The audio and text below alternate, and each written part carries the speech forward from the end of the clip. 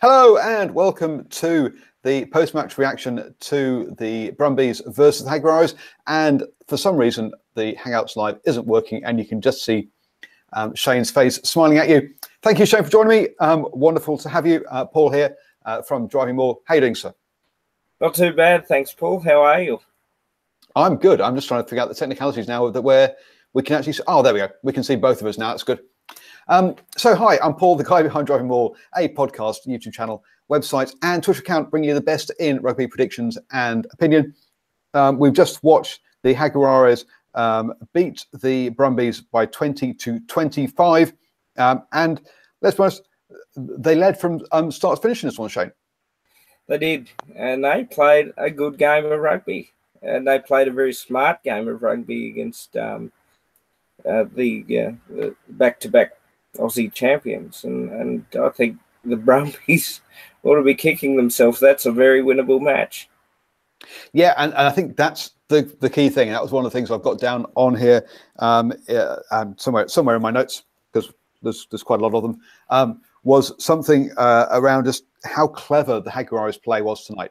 They chose their times when to kick. They chose their times when to hold on to the ball and when not to. And yeah, this was a smart performance by the Jaguares this evening. And also to mention, when they had the man in the bin too, they managed to work the timing of that. Everything they did tonight was all about timing in terms of getting their results, particularly when they knew when to go for the turnovers as well. They were really impressive. And it does help that when the scoreboard's in your favour, that you can play that kind of game. And I say they did that early on. 5 minutes in, they got the first try, and the phases. The Jaguars went through the phases, keeping amongst the forwards, and eventually they bashed over, and the Brumbies just couldn't cope with the fast ball and the ball retention, basically. Yeah, that's right. I mean, I think the starting halfback and even the halfback that came on were still playing the same kind of game from start to finish. And I think that's testament to what Mario Ledesma is actually coaching these lads over there. They're playing a game similar to what he learned when he was working with the Wallabies. They out-wallabied the Brumbies. And there's a good point here. I've got this camera stuck on me now because it's present to everyone. Oh, come on, hide us. Oh, there you go. I think we've got them both going. Hopefully, but either way, you can hear us both if you can't see us both. And that's what it's all about. It's about what we say, not how wonderful we look. And Shane does look fantastic this evening, I must say, looking great. So, but as you say, as you.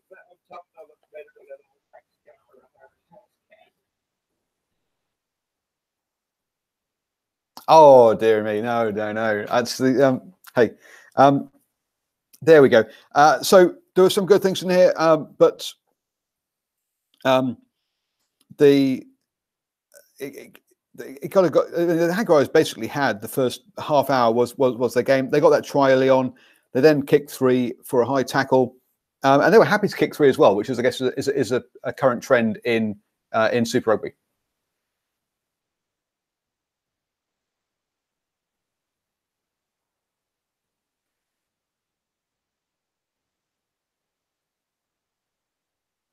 Play attacking rugby, and they're starting to probably play like they wanted to get more and more of the results that they've probably aspired to for the last couple of years.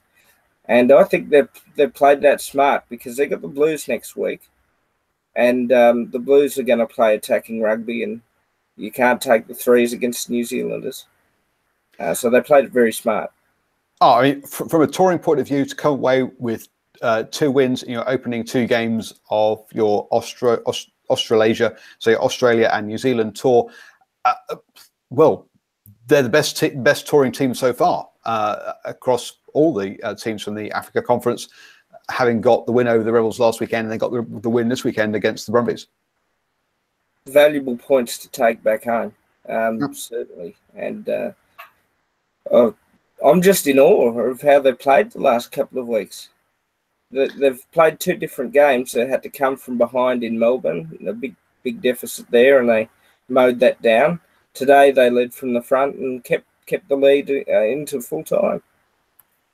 Yeah, absolutely. So they got that. They got the try. They then kicked a couple of penalties. They missed a penalty as well. So they were leading 13-0, and that after 18 minutes. The next 10 minutes, it all got a bit messy. No one could really take control, and it wasn't really. And that first half hour, as I say, was all the Jaguares. The Brumbies came into the last 10 minutes of the half, and picked up 2 tries. But Jaguares kicking boots, he left those at home, hadn't he? Yeah, he did, and that cost. It probably actually cost the Brumbies missing those 2 conversions in the last 10 minutes before half time, and indeed the lead before half time. Actually, yeah, you're right. It's 10-13. It could have been 14-13, couldn't it? So yeah, he could have snuck the lead with that. The first one came because they were bashing over, and then a great chip through off first ball to get the try. So Banks got both those tries in the first half. I guess the other point to mention that first half was the yellow card in the first half, or was the yellow card in the second half? I'm trying to remember now. The yellow card was probably about 6 or 7 minutes into the second half. Sorry, So yeah, no, they did very. So yeah, so it was 10-13. It felt fairly even after what had been 3 quarters had been to the Jaguares, only 1 quarter to the Brumbies. The Brumbies were actually quite lucky to be still in it, having sort of been so behind on so much of the game. Yeah, I think too when the Jaguares scored their 13 points, a lot of them were due to silly penalties that you wouldn't probably expect even Pocock to give away. There was a lot of back chat there, and I'm surprised the referee Angus Gardner didn't lose his patience. Yeah, and this is the second or third game I watched today, so I'm just trying to remember which ones where the players, because I've been impressed with referees today. He did a good job, but I don't think it was in this game, but I think it was possibly in the Major League Rugby game where they got marched back for back check for 10 meters, and I'm trying to. I thought there might have been one in this game as well where they got marched back for 10 minutes, 10 meters. That's right, Pocock mouthed off, and there we go. I got I've even put a star next to it to try and remind me to talk about it. But yes, 24 minutes, like the extra 10 meters from mouth, and I like to see it from referees. I like referees to talk to let the players know what's going on, but also not take any BS, to put it nice, put it any other way, from the players. One thing about Angus Gardner when he referees games is that he won't take anything from anyone, and I think I put that quite simply, actually, Paul. You did much better than I did. Yes, well done. But you'll find that usually with Angus, he'll tell you how it is. He'll give you the warning, and if you don't clean up with the warning, he'll send you to the bin. And I think a couple of Brumbies were lucky today not to go to the bin. But talking about bins, in that second half, Poffelli got it wrong. Very dangerous. As you say, very dangerous. And this is so a lot of people said, "Oh, he's got his eyes on the ball." Sure, but what we saw about 2 or 3 years ago was that the way that the All Blacks, and yes, I am wearing an All Blacks jersey, countered the Folau threat was to say, you know what, the way we can actually stop that from happening is to run players through the catch zone, looking up at the ball, and therefore anyone jumping is basically going to get taken out. And we can just use the excuse of we're looking up. And they use that to basically to clear out the catching area. Now, I know a lot of All Blacks fans will not be happy with me saying that and say, oh, Paul, you can't say that they weren't cheating, they weren't trying to be dangerous. I'm sorry, I think they were. And if you listen to Green and Gold Rugby, that was definitely a big complaint from them back 2 years ago, was that you saw players running through that zone, looking up in the air, but never really having any proper opportunity to get that ball. And hence, that's why the rules have changed, and hence why this kind of thing, where he was looking up, he didn't, I don't think he intentionally took out the player. No. I just think it was careless. It was dangerous and reckless, but it was careless, as opposed to being intentional. And yeah, he took out the player. Luckily, the player landed on his back rather than his neck, and hence it was yellow rather than red. And can I mention, Paul, some of that looked very eerily similar to about 2 years ago when the Highlanders played the Sharks, and Jason Emery went underneath Willie LaRue and his neck snapped back, and you really wonder, yellow card, and Angus Gardner put a yellow card straight up. And I don't think it was red. I don't think it was intentional. He certainly apologised afterwards. But we've got to do something about that, because it's very, very dangerous.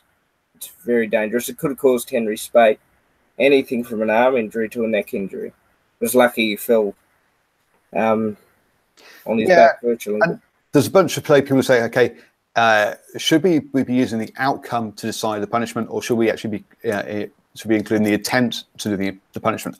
Now, intent's very hard to tell. Yep. In this case, I don't think there was any intent.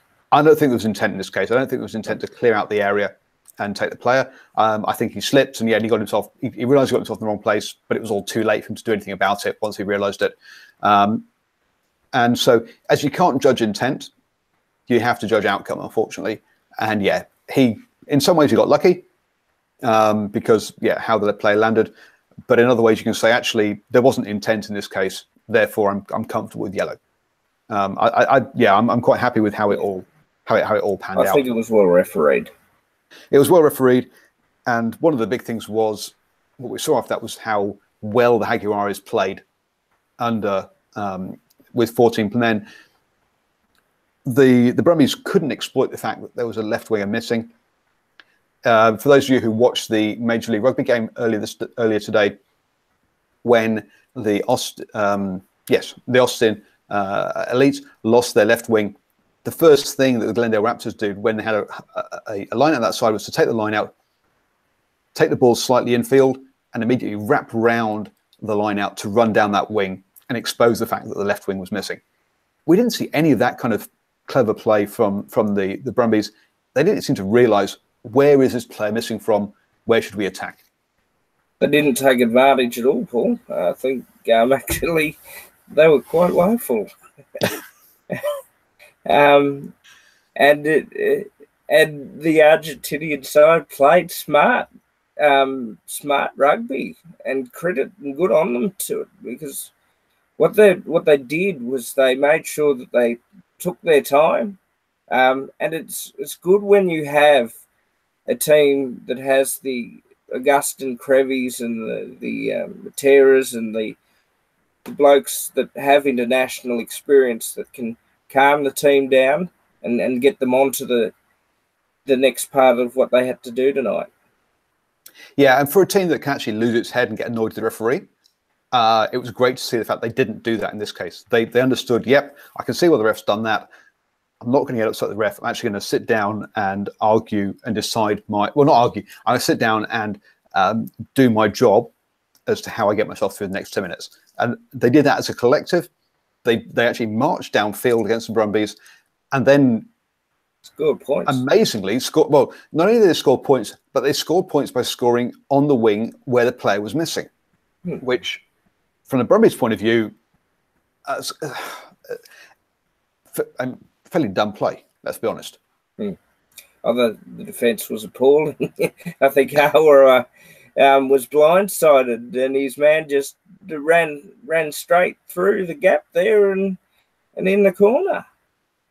If we look at the stats, the Brumbies made 65 of their 85 tackles, so 76%, which isn't up to scratch at this level. Jaguares made 87 out of 109, so 80%, which is at the lower end of acceptable. For me, 80% plus is acceptable. 85 plus is you're doing well. Below 70, you're definitely struggling. There was a lot of drop ball and a lot of heads going down with the Brumbies. They looked like they were really frustrated at And the fans, I think, could tell there was a lot of booing at times when they did something tactically that they could have done better.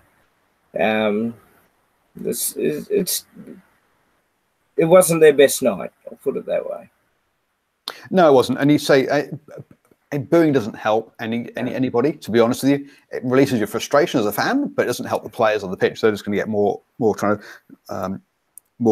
to catch up, and do more things. But yeah, so it was 10-20 during that yellow card. The Jaguares got a player back, and then the Brumbies managed to score 10 points after that. Penny went over, but he was lucky to get that try. If he hadn't got that try, he would have been hung, drawn, and quartered by his playmates, by his teammates, because there was another player out wide left that he should have passed on to, shouldn't he? Really? Yeah, I think he did too much bicep training during the week to muscle himself over there. It was certainly a good effort in the end to score, but he should have passed the ball where a mate could have scored pretty easily. Luckily, I say he got the points, which is what matters in the end. The Jaguares wound the clock down nicely from there on. Then onwards, there was a missed penalty out wide, but that was really it. Buffelli, 7 tries in 8 games this season. He picks up the yellow card, but he's looking dangerous, isn't he? Oh, he played well. Yeah, I think he certainly knows how to finish them off, and his backs and his forwards are doing the hard work. But credit to him, he knows the positions where he needs to be in, and he scores the tries. He's played really well. The other big try scorer this weekend, this evening, Banks picked up 2.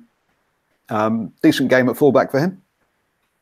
Well, I've got to say, I've given a lot of good credit to Jack Goodhue on the Australian side, and there haven't been many youngsters that probably coming through that we can look at the moment. But Tom Banks is a future Wallaby, and he's played really well tonight, 2 tries, and he looked like a Wallaby fullback. I know Izzy's there, but I think form like that, and with Izzy being injured at the moment, who knows?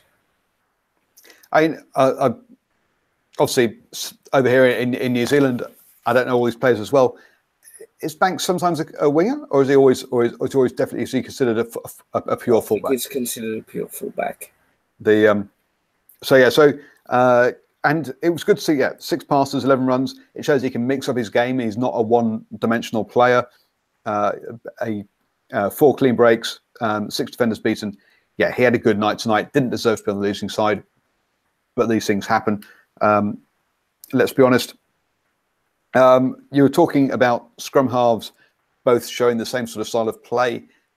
We saw that kind of from the Brumbies in the fact that neither of them decided to make any breaks at all with the ball. Yeah, Powell was a bit more standoffish tonight. He looked through his faster backs to try and make the breaks, which is a little bit uncharacteristic of Powell, because I like it when he runs the ball. He creates a lot of opportunities. And it keeps the defenders guessing. It keeps them honest, and it means they don't sort of peel away immediately and cover everything else. So yeah, I like to see someone who'll mix it up. And my favourite term this season, because I've heard it from a few people, is present different pictures to the defence. And if you give those different pictures, you're making them think a bit more. And if people are thinking, they're going to make mistakes.